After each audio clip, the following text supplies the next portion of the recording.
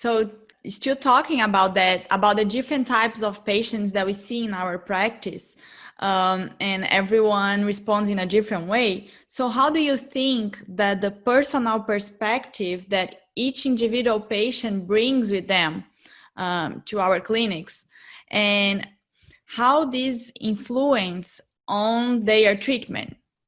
Yeah, I think that what we always have to think about is who we're treating. Because in an easy example that may be a bit trite, but it's a way of thinking about it, if I have some people who come from an exercise background that's, we look at all the differences, right?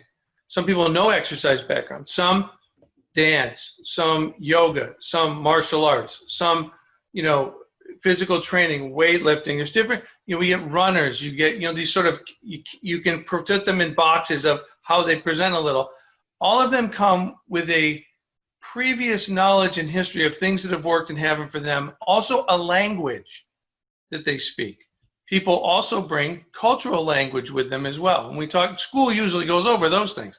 They don't talk about as much the particular culture of runners versus the culture of CrossFit versus the culture of dance versus the culture of people that are very involved in the use of yoga as exercise versus the culture of, let's just say, speed skaters. You have to make sure that when we're talking to them, because we know the information we want to give them, they are here to be helped. But if you crosstalk or use terms that don't match with the verbiage and style that they're used to hearing and coaching from them, they may think you're telling them they're wrong. You want to make sure what you're doing is adding information to them and not negating or belittling what they already know and understand because they use a different term or they don't use the proper choice of words. Or, how many times have we heard a person who's just from the general public, rotator cuff, my rotatory cup, or they'll say something you're like, interesting, and I rarely correct people at that point in time.